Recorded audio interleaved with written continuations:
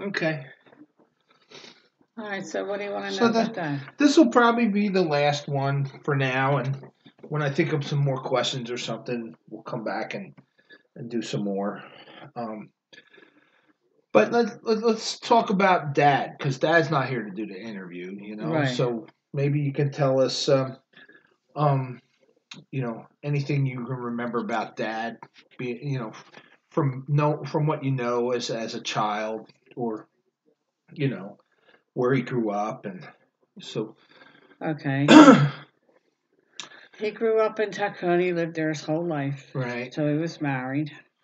Um, he hung at the Shore Road Tavern when he was old enough. Where's the Shore? It's, Where's the Shore Road it's Tavern? on Robbins Avenue. Him and Tony and all his buddies hung there.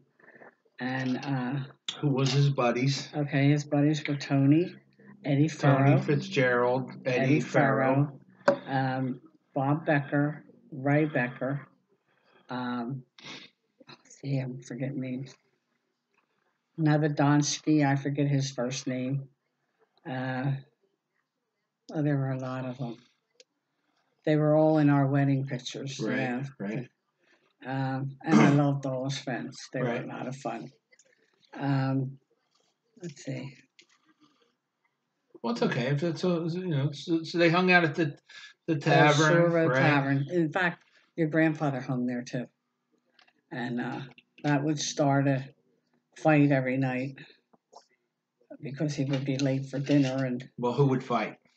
Marie and Tom, the father and the mother, Okay. because he would go there for a beer and not know when to leave. I guess I don't know, but if she'd have had a microwave today, it wouldn't be a big deal. But she was keeping the dinner hot, and but they argued a lot. That Dad never talked about much about what is that noise? I think the helicopter.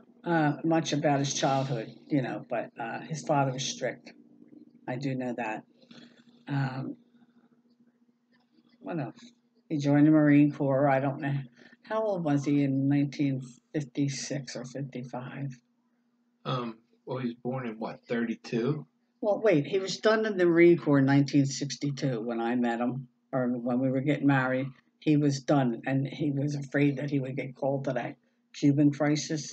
Right. So 62, 61, 60, 59, 58. Right. He went in there in 1958 Right. when But he I was was in born high in school. 32, right? No, 37. 37. Yeah, Okay. 1930. But some of his friends, like Eddie Farrow, was like 3 years older than him. But they all hung together. And Wait. 37? 1937 37 and okay. So he was like 19. when he went in there. Yeah. Okay. Uh, what else? So he went Oh, in there and he joined the Marines. Do you know why he joined? yeah, What? because they were drafting people, and he Because didn't. he was afraid of the going into what you said, the Bay of Pigs. Oh no, he What? wasn't afraid. No. I know he wasn't afraid, but Oh, but when we were you getting said married, they were drafting people. oh yeah, they drafted people. What were they drafting for? It was That a was the draft draft. back It was then. a draft.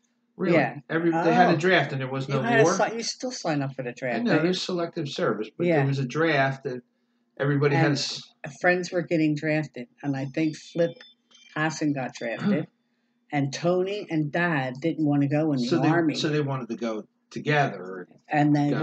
went. They said we're not going in the army. We'll sign up at the Marines, and that's what Okay. they did.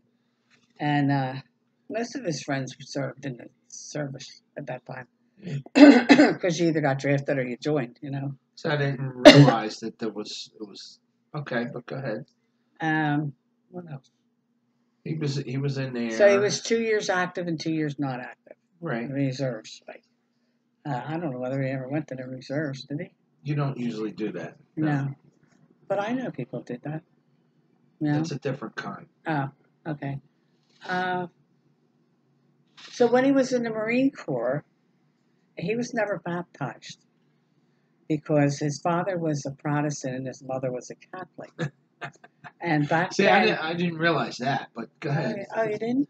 Well, tell us about that. Okay, so back then, a lot of his father's family didn't really liked the idea that he married Marie, who was Uh-huh. a Catholic. Yeah, she was Irish Catholic. Yeah, and Marie sadly didn't go to church the whole time she was married to him. Uh-huh. But when he passed away, she went back to church. Right. But what was I going to say? The family didn't like that. Yeah. Oh, so when he was in first grade, going to go to first grade, they asked him, "Do you want to go to Catholic school or public school?" Who asked him? His mother and father. Okay. Do you believe this? They asked a 6-year-old did Wow. what school he wanted to go to, Okay. and he said, "I want to go to public school." Okay. I think he wanted to please his father. Okay. You know? So he went to public school, and so when he went into Marine Corps, he went to Catholic church. I don't know how he got started with that. Well, Maybe I'll tell you, when you go to boot camp, you do anything to get out. yeah, well, maybe that's what he did. Yeah. But anyway, he went to Catholic church. And remember the books he had? That's a shame because I don't have them anymore. Those little red Yeah, books. yeah, that's where he Yeah. got them. And They were all curled up. Remember, we had a yard sale yeah, and they were wet and mildewed and they yeah, were curled up and stuff. But go yeah. ahead. But anyway, one was the Life of Christ. I forget what the other two were. But anyway, so he always went to Catholic church. So when I met him, he still went to Catholic church. But that his father was sick then. I don't know if he went every week. You know what I mean? But Yeah, right. he wanted to be a Catholic. And I went to Catholic church. So when we went to get married, we said, let's get married as Catholics. We go to that church. So we went and took all the lessons and everything together, catechism or whatever, and got baptized together. And we made friends with this priest. He was adorable. And when the first time when we got married, I invited the priest for dinner. His name was Father. I forget his name, but he's since died years ago. But he was a big man, and I never cooked. I remember you. Go ahead. Yeah, Tell it. I never cooked, and I didn't know how to cook. And I bought this little roast, and by the time I cooked it, it was this big. Uh-huh. And I put it on the table, and I was so embarrassed. I never cooked small again. That's why I cook big. And I thought, oh my God, this will just satisfy him. But he was sweet, you know. He just stayed for a while. Sweet. But so anyway, that's all I know about that. Like, No, you know more about that. What he volunteered for, helped out my baseball team oh when I yeah, was a kid. yeah, He did all kinds of stuff like that. yeah. He was What a kind good of guy. jobs did he have? He was He just was in the for a Marine factory Corps, and when he job. got out of the Marines, what did he do? He worked in a factory. Do you know what factory? Yeah, I forget. It was on State Road. That's where he met Ronnie Corr. His name was Corr. Okay. And but it was a menial job. It didn't pay much. So then, when we got married, he got the opportunity to get hired at Eaton Yellowtown as a It was machinist. Yaletown first. It was Yeah, not Yellowtown first, then it was Eaton. But he was a machinist. He learned that there. And then this one man took a liking to Dad, and he told him to put in for inspection because Dad had, well, at that time, one hernia. He had to Right. lift all these heavy things. So he went in for inspection and got the job, and he loved it. Right. And he did that ever since, you know. And hardworking guy, worked 2 jobs after we got married. What was his jobs? Well, I remember him coming home smelling like hamburgers. yeah, I was just telling Linda that when Linda and I went to lunch Sunday, and I said to her, "This McDonald's down here," I said, "that was one of Dad's second jobs when you were little." And I said, "Well, you know what he did there? He peeled the potatoes for the French fries." Like they do that today. Right. But can you imagine how hard that was, though? Like, because they Okay, did good yeah. business there, you know. But that was before McDonald's was like a Yeah. big giant chain. Right. You know, that Right. was what, early '60s, right? Yeah. Oh, yeah. Because you were little. Right. And he I did remember he that. bringing home burgers in a little white Yeah, bag. or we'd go there and he'd give us a lunch, you know. The guy let him give us lunch. Uh-huh. And that time we went on a bus and you almost didn't get on the bus. Remember that? No, I don't remember. Tracy does. Okay. Yeah, we got on the bus and the guy closed the door and you're outside the door and I went, wait a minute, my kid's out there, and he opened the door.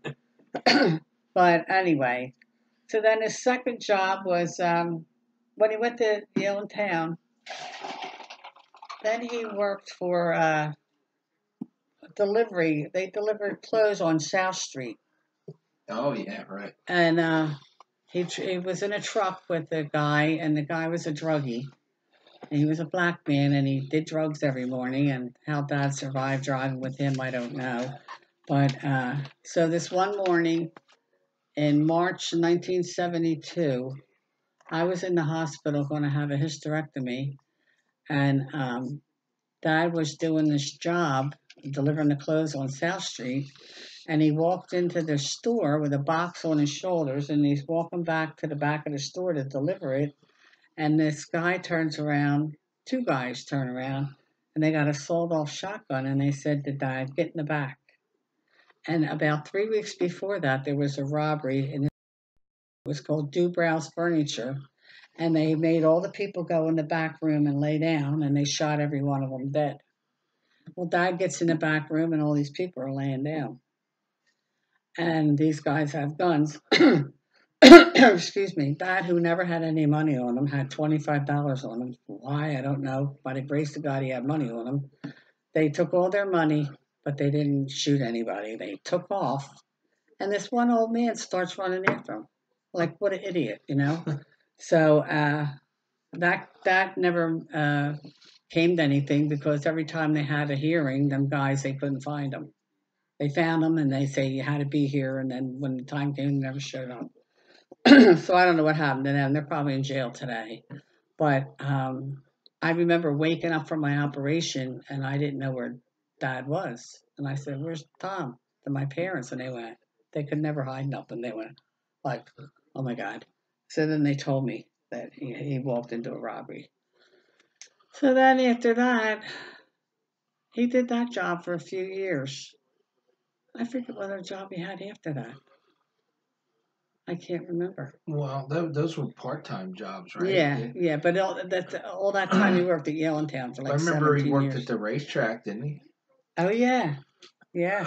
He worked there cleaning up. Yep, and then we got a newspaper route, Right, I remember that. and he did that. He did that for 10 years. I did it for 4. And this one time I broke my arm, and I still had to go. But this one time Dad was sick, and Tracy remembers this. Dad was sick, and Tracy went to help me. And it was in the apartments there, Brookwood, and they were hilly. It seemed hilly then, or no, the apartments that you and Linda lived in the Chamonix. Corman Suites. Yeah, and it was hilly, and I had to walk down this hill or up this hill, and I turned around. Tracy's 15 years old, and here she is. She pulled the car up.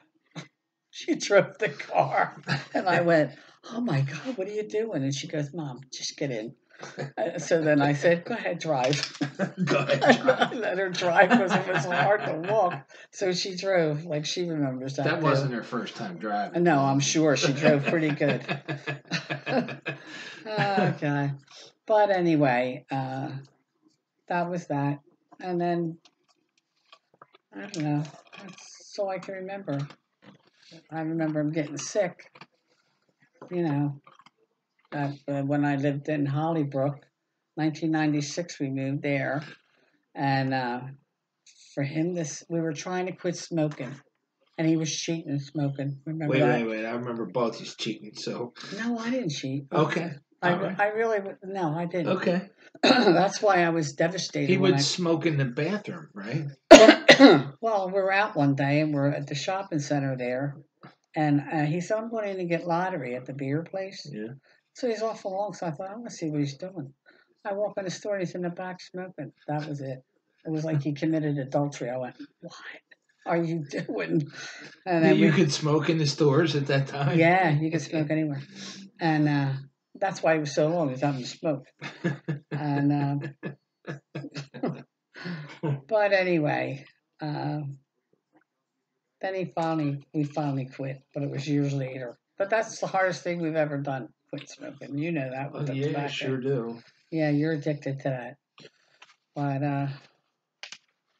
anyway, oh, so when we lived in Hollybrook, I think it was 1998, a couple years later, he was trying to quit. He had that patch on, and he went to the cardiologist. First time in 5 years he hadn't been there because he had been there before that.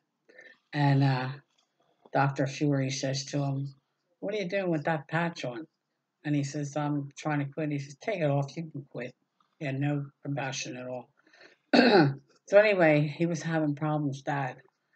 The next, What kind of problems? like I guess chest pain. You know how much he talked, but Uh-huh. apparently he went to the doctor for it. So then a couple days later, he's down in the powder room, and I'm upstairs, and he said, "Dar, I think you need to call an ambulance. I don't feel good." And I thought, you must not feel good. So I called an ambulance, and that's when he had them stents put in and everything. And he did have a heart attack. But for years he said, "Well, they say I had a heart attack." But he had a heart attack. And it was downhill from then on, like for his health. I can't stop coughing here.